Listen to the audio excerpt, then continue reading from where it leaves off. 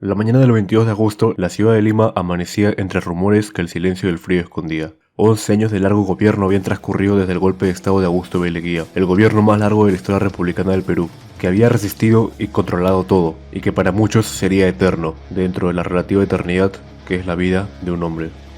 Desde ya unos días las sospechas de una conspiración circulaban, pero recién esa mañana llegaría la noticia intempestiva de un aviador que acababa de regresar de sobrevolar Arequipa. Reportó que había un movimiento de tropas y que escuchó disparos, nada más. Una revolución acababa de estallar en Arequipa, pero ¿quién podría ser el caudillo de este nuevo alzamiento?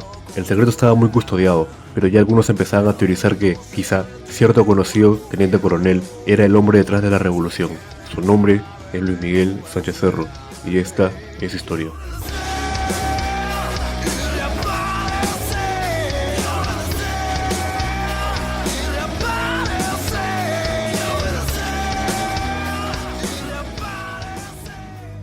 El 21 de agosto el complot contra Leguía ya estaba coordinado. Sánchez Cerro tenía la lealtad de otros 7 oficiales guarnecidos en Arequipa y las garantías de que el cuartel de Lima y la escuela de Chorrillos lo respaldarían una vez proclamase su levantamiento. Pero para llegar hasta ese punto, primero necesitaba el respaldo de las tropas y los oficiales en la misma Arequipa, y ahí estaba el mayor reto. Sus conspiradores le decían que el rumor no se había corrido aún, pero que ya habían sospechas, y que el gobierno de Leguía empezaría a vigilarlos más de cerca. El levantamiento estaba previsto para el sábado 30 de ese mes, pero Sánchez Cerro decidió adelantar la fecha para mañana mismo, aprovechando que estaban previstos unos ejercicios militares y para mantener el factor sorpresa. Como ya he dicho, habían sospechas, y por lo mismo algunos de los oficiales fueron llamados a declarar por la prefectura leguista de Arequipa, pero ninguno acudió. Durante la madrugada los conspiradores evadieron ser descubiertos, hasta lograr infiltrarse en el cuartel cuando los ejercicios estaban a punto de empezar. Uno de ellos mandó cargar las ametralladoras con balas de plomo y no con balas de fogueo, porque así el ejercicio sería más realista. Antes del amanecer, las tropas empiezan su movimiento en columnas hacia las campiñas circundantes a la ciudad de Arequipa, llegando a los primeros rayos del sol cuando ya estaban en el campo de maniobras previsto, conocido como la Ollería. El plan se ejecutaba. Un salto de fe que podría o no funcionar, y de no funcionar, habría que huir. Sánchez Cerro a caballo, cuando los soldados estaban ya lo más cerca posible unos de otros, se puso al frente y empezó a hablar, llamando la atención y pronunciando uno de los discursos más épicos de la historia. Simple, breve, pero inspirador. El discurso tiene el efecto deseado, y los soldados rompen el silencio para plegarse a su causa. Sánchez Cerro desmonta y sigue arengando a pie. El sol saliente baña el momento. Los pocos oficiales y el general que preside las maniobras son tomados bajo arresto y los soldados se prenden al regreso a la ciudad como libertadores. En las calles, la gente los nota y confirman las sospechas. La revolución ha estallado. El regimiento de zapadores número 3 y los cuerpos de infantería 5 y 7 están a las órdenes de Sánchez Cerro, y a los pocos minutos se confirma que el cuerpo de artillería también, con el cual se logró tomar posiciones estratégicas para asegurar la plaza ante cualquier posible conflicto. Sin necesidad de derramar sangre, las ahora tropas sanchezarristas apresan al comandante general de la región y al prefecto de Arequipa. Sánchez Cerro instala una nueva junta de gobierno en el actual Palacio Municipal, y así toma oficialmente el control de toda la región. Sánchez Cerro tomaría el título de comandante en jefe del Ejército del Sur y jefe de gobierno, decretando inmediatamente el fin de la conscripción vial, el desconocimiento del régimen de Leguía, el fin de los subsidios a cualquier medio de prensa, la creación de una guardia urbana conformada por 5.000 voluntarios y la creación de grupos de inteligencia. José Luis Bustamante Rivero, el catedrático antileguista con el que Sánchez Cerro había entablado amistad, fue nombrado secretario de Asuntos Políticos y empezó a darle los últimos detalles al manifiesto que pronto circularía en todo el Perú. Mientras tanto en Lima, y como dijimos en el episodio pasado, Leguía ya no tenía las suficientes fuerzas vitales como para responder fiel a su estilo. En la tarde de ese viernes 22, la noticia ya era oficial en el palacio, pero aún no se había hecho pública. Entre las acciones inmediatas estuvo declarar bloqueado el puerto de Molendo y prohibir que cualquier avión aterrizase en Arequipa. Se rumoreaba que se iba a responder con un bombardeo sobre los revolucionarios, pero Leguía nunca autorizó una movida tan osada sin saber realmente quién lo apoyaba y quién no, dentro de la misma Lima. Toda la noche y madrugada hubo un despliegue de policía en la capital, tratando de contener cualquier actividad sospechosa, pero logrando el efecto contrario. La gente ahora sabía que algo estaba ocurriendo. La respuesta no tardó en llegar, ya que al amanecer, siendo sábado 23, la noticia no pudo ser contenida y salió publicada en la primera plana de varios diarios, entre los que estuvo El Comercio, cuya dirección había sido devuelta a Carlos Miro Quesada Lagos, otro gran antileguista que ya hemos visto antes en esa historia, que empatizó inmediatamente con la causa de Sánchez Cerro. Aquel sábado 23 aún no había mayores respuestas del gobierno, salvo asegurar en el diario La Prensa, el medio oficial de Leguía, que todo estaba bajo control y pronto se solucionaría.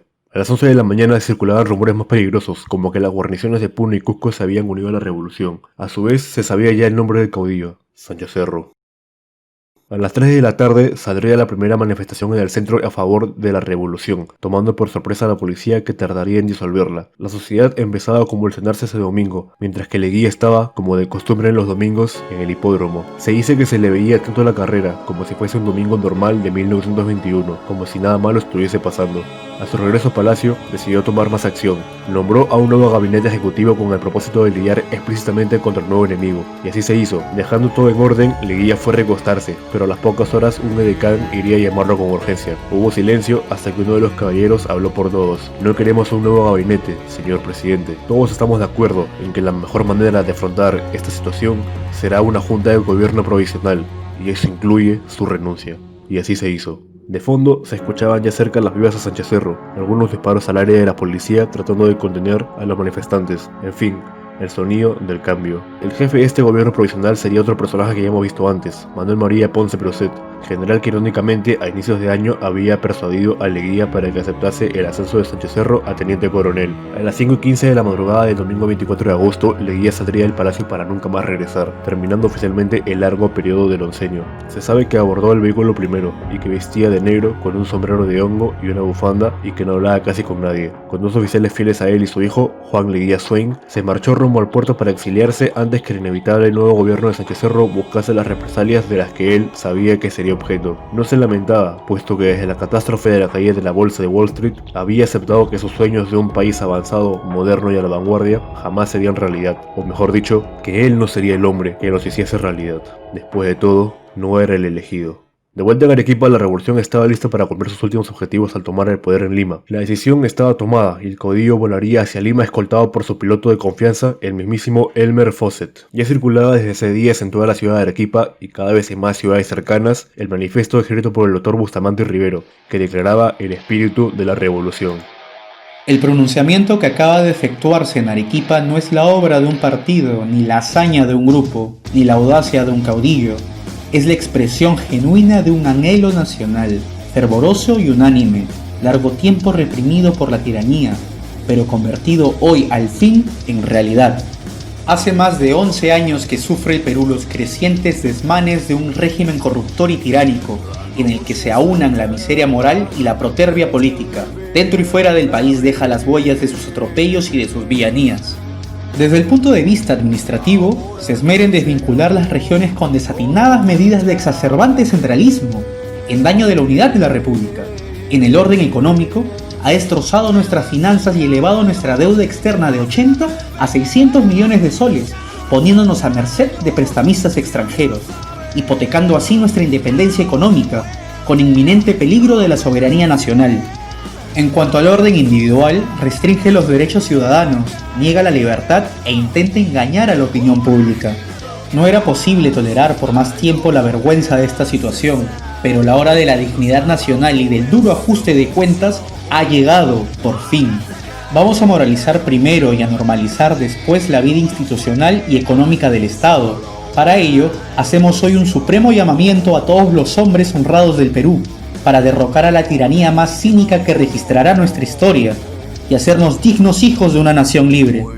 Conservaremos la unidad nacional, pero es necesario dar a los pueblos la autonomía económica indispensable para fomentar su progreso local.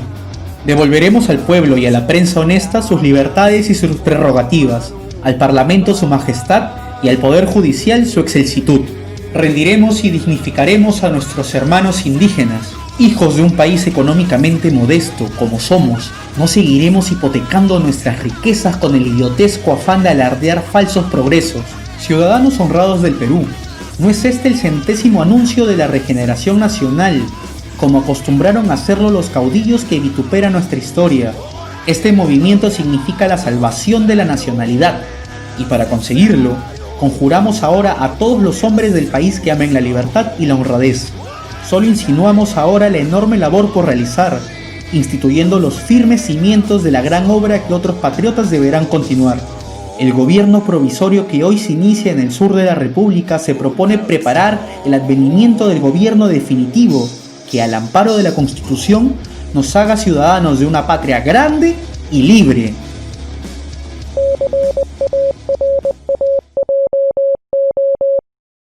La junta del general Ponce estaba ya en una situación crítica, y cada hora que pasaba tenía menos apoyo. La conciliación fue imposible pese a que se le ofreció un puesto a Sánchez Cerro en la nueva junta. El clamor era que el caudillo del sur ocupase la dirección suprema y no menos. Y él lo sabía muy bien. El miércoles 27 de agosto de 1930, cuando ya era imposible controlar la situación y teniendo el propio Sánchez Cerro a solo un par de cuadras, la Junta cedió y concedió darle la presidencia a Sánchez Cerro, habiendo sido Ponce presidente solo durante 2 días. Este pequeño mandato parecería el más breve de la historia del Perú, pero pronto veremos otros más breves aún. Como era de esperarse, Sánchez Cerro hizo el recorrido hasta el palacio, rodeado del clamor popular de seguidores que ni sabía que tenía. Pronunció un breve discurso a las masas, breve pero concreto como todos los que siempre daría. Prefiere ir siempre al grano. No es un orador, y sus discursos pueden ser buenos o malos, pero nunca largos. Soy breve hablando y rápido haciendo, dijo. Y no mentía. Inmediatamente tras asumir, se liberó a los prisioneros políticos de la isla de San Lorenzo, tanto tiempo usada para los opositores de Leguía. Se disuelve el Congreso y la organización municipal y se empieza a juramentar a los ministros que apoyarían a Sánchez Cerro en esta nueva época de la historia del Perú, conocida como el tercer militarismo. Y claro, había que hacer algo con Leguía. Se dio la orden de que se detuviese el barco en el que pretendía abandonar al país y que regresase al puerto del Callao. Leguía, derrotado y acabado como ya sabemos, y sin ánimos ni intenciones de luchar por algo que ya se había perdido, prefirió no comprometer la seguridad de los tripulantes y oficiales, y aceptó regresar y entregarse a la autoridad. Así, sería conducido, irónicamente, a la prisión de San Lorenzo, el espacio que tanto usó y perfeccionó para que sus enemigos ofrecen el exilio. Ahora lo veía a él entrando a sus celdas, y así permanecería a la espera de su destino. Su casa sería incendiada, asaltada y saqueada por las incontrolables masas de antileguistas, así como las de varios otros funcionarios de su gobierno. Los logros en cuanto a obras y aparente progreso serían opacados por la revolución, destruyendo los monumentos que Leguía se levantó a sí mismo, y cambiando el nombre de la avenida Leguía por el nombre que mantiene hasta ahora, Avenida Arequipa, en honor a la ciudad en la que se inició la revolución. A Leguía lo volveremos a ver,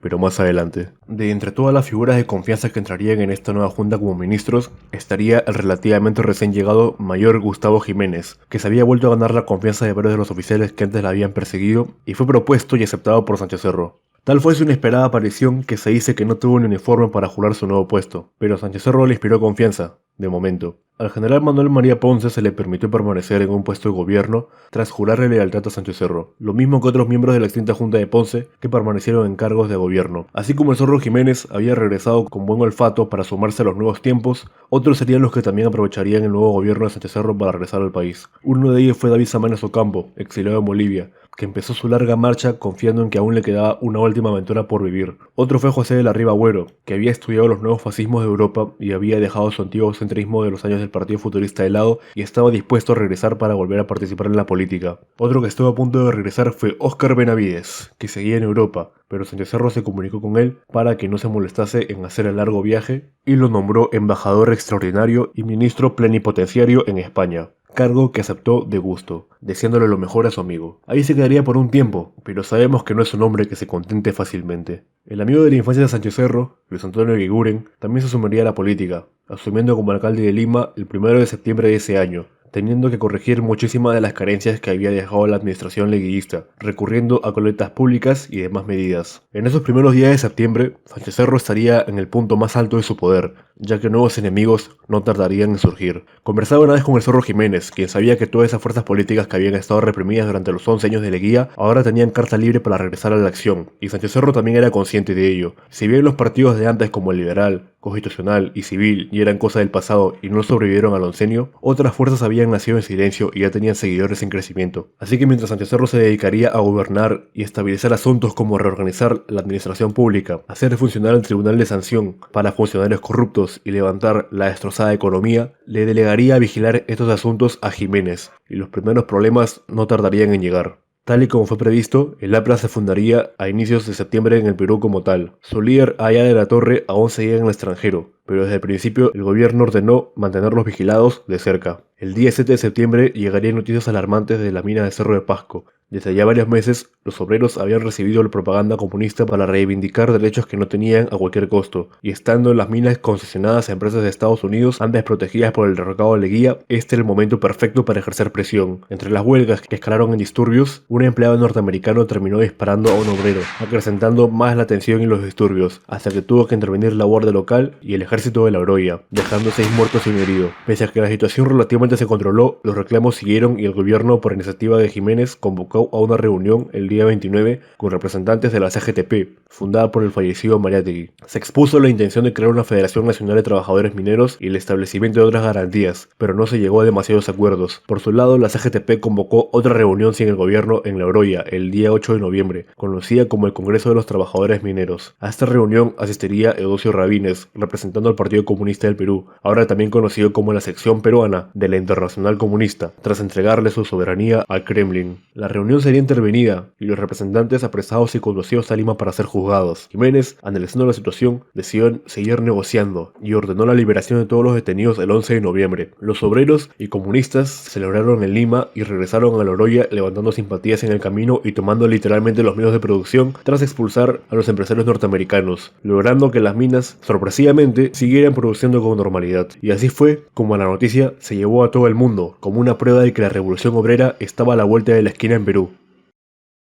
Por diferencias en cuanto al proceder durante los eventos de La Oroya, Sánchez Cerro declararía disuelta la CGTP al día siguiente y declararía el estado de sitio en Lima y Junín. Jiménez se vería obligado a renunciar al Ministerio de Gobierno el 24 de ese mismo mes, siendo reemplazado por Antonio Bencolea, otro oficial de confianza. Así las cosas, el año terminó con relativa estabilidad. Antes de que acabase el año, por supuesto que empezaron a surgir voces que temían por el futuro de la República y cuánto tiempo duraría realmente el mandato de Sánchez Cerro, que después de todo se había impuesto con un golpe de Estado y que había prometido en su mismo manifiesto dar unas elecciones democráticas nunca antes vistas, llenas de garantías y sin manipulación alguna. Si bien es cierto que Sánchez Cerro estaba mayormente ocupado cumpliendo las demás promesas de su manifiesto, no perdía de vista ese asunto, y antes de que acabase el año promulgó una ley que convocaba a esas elecciones para el 2 de mayo, teniendo tiempo suficiente para terminar de hacer las acciones de gobierno que pretendía para corregir los defectos dejados por el leguismo. No obstante, otra cosa aún les molestaba a sus opositores: saber que Sánchez Cerro pensaba postularse y que ser el candidato mientras es al mismo tiempo el garante de las elecciones era algo que les sonaba no a pocos a un retorno al leguismo. Por supuesto que esta posibilidad no era una prueba de nada en sí misma, pero sus enemigos empezaron a exagerarla junto con demás mentiras inventadas para perjudicarlo y tener ellos en el camino mayor apoyo. Enemigos que no siempre dejaban verse y actuaban en la sombra, primero como simples divulgadores de rumores y más adelante directamente como conspiradores infiltrados. El 19 de febrero, Sánchez Cerro almorzaba y luego se despedía de Edward de Windsor, el príncipe de Gales, que estaba de visita protocolar en Perú. Sus enemigos habían esperado a que ésta terminase para atacar. La madrugada del 20 de febrero, por fin se puso en marcha la gran conspiración que se fraguaba en su contra para destituirlo. El general Pedro Pablo Martínez había tomado la fortaleza de Real Felipe y se había declarado en rebeldía. Se dice que parte de sus fuerzas avanzaron directamente esa noche a Palacio, pero fueron detenidas en el camino y obligadas a asediarse en la fortaleza. Todo se supo a primeras horas de la mañana. Tras conocer la situación y sabiendo que el enemigo estaba a las puertas y pese a desconocer cuántos más lo terminarían apoyando, Sánchez Cerro decidió no perder el tiempo y le encomendó al Zorro Jiménez, quien ya se había convertido en un hombre de confianza para él, atacar directamente a la fortaleza, dándole el mando de los regimientos 5 y 7 de infantería, los dos regimientos de más confianza. Marcharon de inmediato con las órdenes de recuperarla, sabiendo que el Real Felipe había aguantado más de un año del asedio durante las guerras de la independencia. Mientras Jiménez llevaba las fuerzas al Callao, Carlos Miroquesada Laos, director del comercio, buscaba a Sánchez Cerro en Palacio, posiblemente para preguntarle sobre la visita del príncipe de Gales, encontrándolo en el patio sentado encima de una ametralladora con su uniforme blanco, cosa extraña, ya que Sánchez Cerro no usaba su uniforme militar cuando ejercía funciones presidenciales. Le dijo que estaba listo para ir a caballo al Callao y unirse a sus fuerzas en la batalla, e hizo falta que entre varios lo convencieran de que no era necesario que vaya. Y tuvieron razón, puesto que Jiménez podía esperar tener refuerzos de artillería, aéreos o navales, pero decidió atacar frontalmente a las 11 de la mañana. El combate duró 3 horas y provocó varios muertos y heridos, y las fuerzas de Jiménez tuvieron que retroceder en numerosas ocasiones, pero nunca dejaron de acosarlos y no les dieron descanso ni por un minuto. Las fuerzas rebeldes resistían con la única esperanza de que la escuela naval y, sobre todo, la escuadra viniesen en su apoyo como fue prometido, pero eso nunca sucedió. Con las municiones casi terminadas, a las 2 de la tarde, se vio la bandera blanca en los torreones del Real Felipe. En 3 horas se logró lo que a los independentistas les tomó un año. Los ahora prisioneros fueron llevados para ser juzgados, y los heridos, sin distinción de bando, fueron atendidos en el hospital militar. Se designó el juicio de Pedro Pablo Martínez y a los demás oficiales leales a él al presidente de la Corte Suprema, Ricardo Elías Arias, quien en su intento de ser imparcial no parecía tener intenciones de juzgarlo con la severidad merecida. Pese a todo, el general Martínez reveló algo inesperado mientras tenía a Sánchez Cerro presente. La batalla librada es solo una de varias. Y mientras ellos hablan, la conspiración ya ha estallado en otras partes del país y las horas de Sánchez Cerro están contadas. Las amenazas fueron ciertas, puesto que a las 8 se supo otra noticia de vital importancia. Había estallado otra sublevación en Arequipa, encabezada por los comandantes Carlos Beitia y Antonio Dianderos, oficiales que habían aparentado fidelidad al caudillo, revelándose ahora sorpresivamente como traidores, y que, a diferencia del pronunciamiento de Sánchez Cerro en la misma ciudad meses atrás, tuvieron que imponerse a la fuerza, sin contar con el apoyo del pueblo, matando incluso a uno de los oficiales que más apoyaron a Sánchez Cerro en su golpe, el comandante Manuel José Gamarra, y a muchos otros oficiales que resistieron todo lo que pudieron. De la misma forma, el coronel Valdeiglesias se sublevó en Piura y el coronel Eulogio Castillo en Lambayeque, quien había sido ministro de Fomento de Sánchez Cerro y también resultó ser un traidor.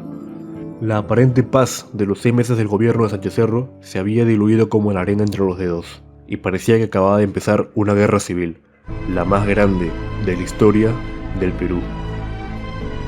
El día 22 recién se supo a detalle en Lima lo ocurrido en Arequipa. Se dijo que a los funerales del comandante Gamarra acudieron muchísimos arequipeños dando vías a Sánchez Cerro y desconociendo este nuevo intento de gobierno, tratando de calmar a toda la marea que se le venía, que si bien él sabía que era por motivos personalísimos pero que usaban la excusa de defender la democracia y la república. El 24 de febrero Sánchez Cerro publicó en todos los medios su renuncia a la candidatura de las elecciones convocadas, pero esto no bastó para calmar la situación y al contrario la alentó más, pensando sus enemigos que era un signo de debilidad. Todo incluso empeoró cuando la rebelión del sur puso al repatriado Samanes Ocampo al frente por su trayectoria e intachable reputación, teniendo el caudillo que le faltaba y dejando de ser una simple revuelta para convertirse en una decidida revolución con un objetivo claro: la renuncia de Sánchez Cerro y la presidencia del otrora montonero. Esos pedidos ya eran inaceptables. Sánchez Cerro empezó a organizar la respuesta armada, 2 expediciones ofensivas, una hacia el norte y una mucho más potente hacia el sur: la guerra. Fue una decisión difícil, pero ya estaba tomada. La expedición al norte partió por tierra con Antonio Bengolea al mando, y la del sur, a último minuto, sería encargada al hombre de confianza Gustavo Jiménez. El 28 de febrero, Jiménez embarcaría en 2 navíos junto con otro de apoyo y 2 submarinos, e iría con tanques y ametralladoras, así como regimientos enteros de infantería y caballería a exterminar a los rebeldes. Pero esa misma noche, a mitad de camino, surgiría una nueva fuerza imprevista. Navíos de la escuadra naval los interceptaron y les impidieron el paso por orden del comandante general Antonio G. Vinces, insubordinándose también, pero llamando a la conciliación. Proponía que, en pos de la paz y evitar la guerra, se conformase una nueva asamblea imparcial, cuya presidencia recayese en el presidente de la Corte Suprema, Ricardo Elías Arias, conocido por su imparcialidad, y que esta asamblea de notables decidiese al nuevo presidente del Perú, tomando en cuenta el voto de oficialistas, sublevados y demás fuerzas políticas. Jiménez tenía una orden clara y podía pasar sobre la escuadra sublevada, pero decidió comunicarle la propuesta de Vinces al Estado Mayor y esperó en posición, sin por ello bajar la guardia. Esa noche, Sánchez Cerro recibió la sugerencia de Vinces y la reflexionó en silencio. A puertas de una guerra civil, sabía que el costo humano sería alto y que si ganase, cosa que para un oficial como él, con la indiscutible mayoría de fuerza, sería muy fácil, eso no calmaría la situación, sino que incluso la empeoraría y fraccionaría más a un país que lo que más necesitaba ahora era unidad y trabajo en equipo. Si no trataba de conciliar el asunto, nada lo diferenciaría de Leguía, silenciando toda la oposición y aplastando a sus enemigos sin mayores explicaciones. Nada nuevo tendría su gobierno comparado con el oncenio. Sánchez Cerro sabía que su legitimidad se la había dado y seguía dando el apoyo del pueblo, pero que eso no le costaría a todos hasta que tuviese una elección que lo avalase, y sin ella, sus enemigos solo se multiplicarían cada día más y más. Sin duda, Roya tomó la decisión que más beneficiaría al Perú. Escucharía la propuesta de Vinces y renunciaría a la presidencia, convocando una asamblea que eligiese al próximo presidente. Pero esta no tenía que ser cualquier asamblea, cuya legitimidad pudiese ser discutida, y él lo sabía muy bien. Esa noche se dedicó a hacer la lista de invitados a la misma, y lo que sería el crossover más ambicioso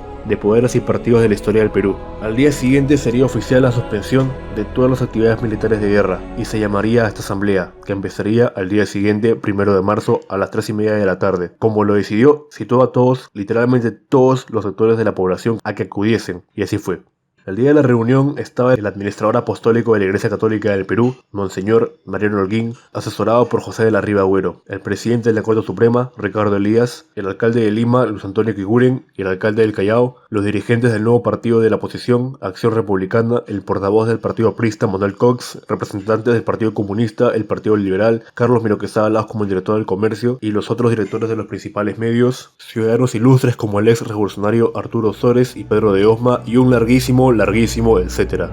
Cuando ya todos los invitados estuvieron puntualmente en el comedor de Palacio, Sánchez Cerro hizo su aparición, junto a sus ministros. Puntualmente explicó los motivos que había tenido para llevar a cabo su revolución en Arequipa, y dejó bien en claro que tenía todas las fuerzas y medios para exterminar a los que se alzaban contra él, pero desistía de esta empresa por motivos patrióticos y de unidad. Dicho todo esto, eligió al monseñor Mariano Holguín para entregarle en sus manos su renuncia, invistiéndolo a él como el director de la asamblea y en consiguiente, por unas horas, en el legítimo nuevo presidente del Perú, con la aceptación de todas las fuerzas estatales y civiles presentes. Hecho esto, recibió un breve elogio por parte de monseñor Holguín, que destacaba de todos los presentes que, se dijese lo que se dijese, la actitud de Sánchez Cerro merecía la gratitud de la República. Sánchez Cerro entonces dio un paso al costado y se dirigió a otra sala, dispuesto a no interferir en la deliberación de la asamblea y a abandonar en breves instantes el palacio. Durante el gobierno de pocas horas de Holguín, se deliberó hasta que se llegó a una proposición final, formulada por el señor Pedro de Osma, en la que proponía, como fue previsto, a Ricardo Elías como presidente, junto a los jefes del Estado Mayor del Ejército, en este caso el coronel Manuel Ruiz Bravo y el jefe de la escuadra, el ya mencionado Alejandro Vinces, siendo una especie de triunvirato, pero con Ricardo Elías como presidente oficial. Cuando Sánchez Cerro salió del palacio, el pueblo estaba reunido en la plaza de armas, consciente de lo que estaba ocurriendo, y lo recibió entre ovaciones y vividas como un desinteresado protector de la paz. Sus enemigos soñaban con verlo salir y caer en el desprecio del pueblo,